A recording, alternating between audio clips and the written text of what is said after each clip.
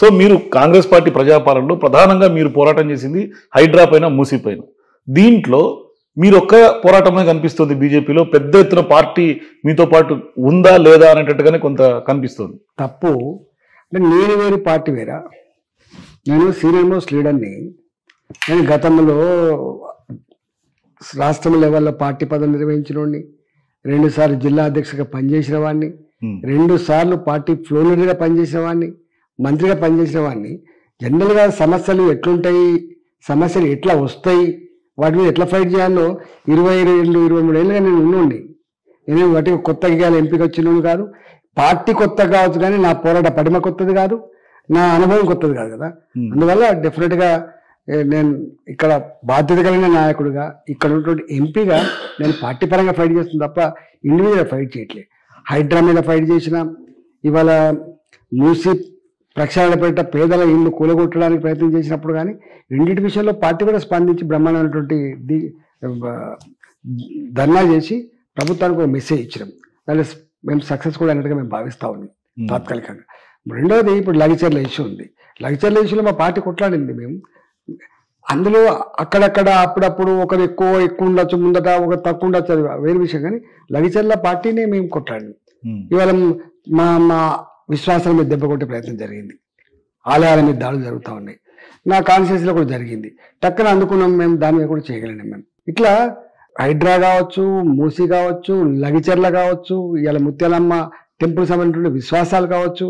నేనేమన్నా ఈ మధ్య కాలంలో పేదల భూములు 40 ఏళ్ల క్రితం 50 ఏళ్ల క్రితం అసైన్ చేయబడ్డ భూములు, పేదల భూములు, వాళ్ళు ఇలా బావులు తవ్వుకొని బోర్లు వేసుకొని అనుభవిస్తూ ఉంటే వాటి మీద కన్నేసినటువంటి ఆనాటి ప్రభుత్వం కానీ ఇయాటి ప్రభుత్వం కానీ గుంజుకునే ప్రయత్నం చేసింది. నేనే స్వయంగా పోయినా దిండిగల్ ప్రాంతానికి పోయి ఆర్డీఓలు, ఎంఆర్ఓలు కొత్త వారిని బెదిరించే ప్రయత్నం చేసినప్పుడు ఎన్నడుకున్న ఈ అసైన్మెంట్ భూములు మీరు అనుభవించలేరు, మీరు అమ్ముకోలేరు అని చెప్పి అయితే వాళ్ళు చెప్తా ఉన్నారో, ఎవర్రా మీరు అని చెప్పి దాన్ని నిర్వహించగలరు. అసైన్మెంట్ భూముల జోలికి వస్తే కబద్దాలని చెప్పి హెచ్చరిక చేసి ప్రజలకు విశ్వాసం కలిగించిన దాంట్లో మేము ఉన్నాం. అట్లే మొన్న పేదలు ఎప్పుడో 80-85 పీరియడ్లో 30 రూపాయల గజం, 40 రూపాయల గజం చొప్పున కొన్ని లక్షల ప్లాట్లు ఈ హైదరాబాద్ చుట్టుపక్కల. అది ఆనాడు ఆ జంగల్ ఏరియా, రాళ్ళ ఏరియా, గుట్టల ఏరియా అసలు పోవడానికి కష్టమయ్యేటువంటి సందర్భం, ఇల్లు కట్టుకుంటే అక్కడ ఉండలేని పరిస్థితి కాబట్టి వాళ్ళు కొనుక్కున్నారు. 20-25 ఏళ్ళ తర్వాత మెల్లగా హైదరాబాద్లో భూమి ఉండాలి పెరగంగానే మెల్లమెల్లగా ఈ బ్రోకర్లు ఎంటర్ అయిపోయి ఈ ప్లాట్ కొనుక్కున్నంతా ఓడు శ్రీకాకుళం ఉంటాడు, ఓడు విజయవాడ ఉంటాడు, ఓడు బీహార్ ఉంటాడు, బెంగాల్ ఉంటాడు. పాప ఐక్యత ఉండదు వాళ్ళకు. ఇక్కడ ఏమైతుందో ఫీల్డ్ మీద తెలియదు కాబట్టి దాన్ని ఆసరా చేసుకొని, వాళ్ళ అనైక్యత ఆసరా చేసుకొని వాళ్ళు ఎక్కడెక్కడో ఉంటే వాళ్ళు చూసుకోలేరు కాబట్టి అట్లాంటి మీద కన్నేసి బ్రోకర్లు ఎట్లా దౌర్జన్యం చేసి వాళ్ళ భూములు ఆక్రమించుకొని మీరు చూసాను. నేను మొన్న పోయి దాన్ని ఆపించే ప్రయత్నం చేశాను. నేను ఈ మధ్య కాలంలో ఒక పని చేయబోతున్నాను. నేను మొత్తం హైదరాబాద్లో 80, 85, 90 మధ్యకాలంలో ఆనాడు 30 రూపాయలకు 50 రూపాయల గజం చొప్పున ఏ పేదవాళ్ళు అయితే 4 గజాలు 100 గజాలు కొనుక్కున్నారో ఆ భూముల మీద పెద్దలు కన్నేసి ఇలా ప్రభుత్వంలో ఉన్నటువంటి పెద్దల అండదండలతో, అధికారుల యొక్క అండదండలతో వాటిని ఆక్రమించుకునే ప్రయత్నం చేస్తున్నారో వాటి మీద చీఫ్ జస్టిస్కి ఉత్తరం రాస్తా, తప్పకుండా ముఖ్యమంత్రి గారికి ఉత్తరం రాస్తా, ఇవాళ రెవెన్యూ మంత్రి గారికి రాస్తా, కేంద్ర హోంమంత్రి గారికి కూడా రాస్తా, సుప్రీంకోర్టు జడ్జి గారు కూడా తప్పకుండా, చీఫ్ జస్టిస్ గారు కూడా రాసి ఏర్పాటు చేస్తా. మానవ హక్కులకు, ఎందుకంటే వీళ్ళు పేదవాళ్ళు కాబట్టి వాళ్ళకంత ఐక్యత లేదు కాబట్టి డెఫినెట్గా వాళ్ళ పక్షాన్ని నేను ఉండి ఆ ప్రయత్నం చేసి. కానీ ఈటల ఒకప్పుడు మంత్రిగా ఉన్నప్పుడు ఫైర్ బ్రాండ్గా రాష్ట్రంలో గుర్తింపు ఉంది. కానీ రాజకీయాలు నడుస్తున్నటువంటి క్రమంలో కొంత ఈటల్లో ఉన్నటువంటి సాఫ్ట్ కారం కూడా బయటకు వచ్చింది. కానీ తాజాగా జరిగినటువంటి ఏకశిలానగర్ ఘటనలో ఒక్కసారిగా మీరు చేయి చేసుకోవటం, మీలో ఉన్నటువంటి ఫైర్ బ్రాండ్ మరొకసారి ఆవిష్కృతమైంది అనుకోవాలా? యాక్చువల్గా ఏంటంటే సావుకు పెళ్లికి ఒకటే డప్పు కొట్టరు. సావుకు వేరే డప్పు ఉంటుంది, పెళ్లికి వేరే డప్పు ఉంటుంది. మనిషి అన్ని సందర్భాలు ఒకే రకంగా ఉన్నాడు. నేను 6 నెలలుగా ఎంత ఒత్తిడికి గురవుతుందో నాకు తెలుసు. 6 నెలలుగా ఇవాళ హైడ్రాపేట ఇల్లు కూల్చినప్పుడు, హైడ్రాపేట భూములు మొత్తం బఫర్ జోన్ అని, వెఫ్టీఎల్ అని చెప్పి మార్కింగ్ చేసినప్పుడు ఆత్మహత్యలు చేసుకునే కుటుంబాల పరామర్శలో నేనున్నా. ఇల్లు కూలగొట్టినప్పుడు వాళ్ళ ఆర్తనాదాలు నేను విన్నా.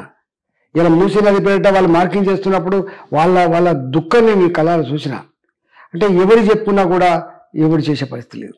హైడ్రా మీద చెప్పుకుందామంటే ఎవరు వినేవాళ్ళు లేకుండే, ఇవన్నీ మూసీ దాని మీద మాట్లాడదామన్నా ఎవరు ముందుకు రాలేని పరిస్థితి ఉండే.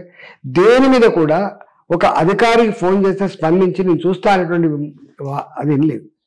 మరి ఇవే చెప్పుకోవాలి మేము, ప్రధాని ముఖ్యమంత్రి చెప్పుకోలేము, ముఖ్యమంత్రి మాకు అందుబాటులో ఉండడు. కాబట్టి ఇట్లా 6 నెలలుగా ఇట్లాంటి పరంపర కొనసాగుతున్నప్పుడు దీనికి ఎక్కడో ఒక పరిష్కారం కావాల్సినటువంటి అక్కర ఉన్నది. అంటే కట్టుకున్నోడే కాలేముడు అన్నట్టుగా, కంచే చేరుని మేసినట్టుగా ఏ రెవెన్యూ డిపార్ట్మెంట్ అయితే కాపాడను, ఏ కోర్టులు ఇచ్చిన న్యాయ పత్రాలని ఏ పోలీసులు అయితే కాపాడను, ఎక్కడ కాపాడే ప్రయత్నం చేయలే. పోలీసులే వాళ్ళతో కొలుడైనప్పుడు, రెవెన్యూ అధికారుల వాళ్ళతో కొలుడైనప్పుడు, వాళ్ళకు అండగా ఉన్నప్పుడు, వ్యవస్థల మీద విశ్వాసం పోతున్నప్పుడు ఓట్లు వేసి గెలిపించినటువంటి బిడ్డగా తప్పకుండా ధర్మాన్ని, న్యాయాన్ని, ప్రజలను ఒక విశ్వాసం కల్పించే బాధ్యత ఉంది. కాబట్టి అట్లాంటి ఉంటాయి.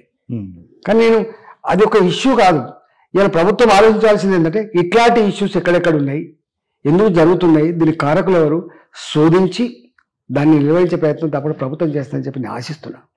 కానీ ప్రభుత్వం చిత్తశుద్ధి ఉందంటారా? ఎందుకంటే తీన్మార్ మల్లన్ లాంటి వాళ్ళు పెద్ద ఎత్తున వాళ్ళ మంత్రి పొంగులేటిని, ఎవరైతే రెవెన్యూ శాఖ మంత్రిగా ఉన్నారో ఆయన్ని రాజీనామా చేయమని డిమాండ్ చేస్తున్నాడు. ఇట్లాంటి వ్యవహారాలు అది పాల పార్టీ గడ్డ అంత దౌర్భాగ్య పార్టీ. అది సొంత పార్టీ ఎమ్మెల్సీ, సొంత పార్టీ ఎంపీ మంత్రిని రాజీనామా చేయమని డిమాండ్ చేస్తున్నాడు, కరప్ట్ అని చెప్పి డిమాండ్ చేస్తున్నాడు. అంటే అది వాళ్ళ యొక్క బలహీనత, వాళ్ళ యొక్క అరాచకం ఎట్టుందో అర్థం చేసుకోండి. కానీ మీరేమో చేయి చేసుకున్నటువంటి ఘటనలో పేదల కోసం 6 నెలల పాటు తాపత్రయపడ్డాను, కొంత గురయ్యాను, ఆవేదనకు గురయ్యాను అంటున్నారు వాళ్ళ కష్టాలు చూసి. కానీ బయట ఉన్నటువంటి ప్రచారం ఏంటంటే ఈటల రాజేందర్ గారికి అధ్యక్ష పదవి ఇస్తారు కాబట్టి ఒక్కసారిగా ఆయన హైలైట్ అవడానికి చేయి చేసుకున్నారనే చర్చ కూడా జరుగుతుంది. అంత చీపు రాజకీయ లేకుండా కాదు. నేను ఈ పేపర్లలో చూసి సంబరపట్టును, టీవీలలో మీరు ఏదో కథనం వేస్తే సంబరపడే బాపదని కాదు. నేను ప్రజలు నమ్ముకున్నోడిని, ధర్మాన్ని నమ్ముకున్నోడిని, శ్రమని నమ్ముకున్నోడిని. నా 25 సంవత్సరాల చరిత్రలో గట్ల పైకి వచ్చింది తప్ప ఈ పేపర్లో ఒక బతలాడి ఒక ఇది లేకపోతే ఎక్కడో ఒక కొట్టి ఎంత చీపు పొలిటికల్ లీడర్లే కనబడుతున్నాడు నీకు.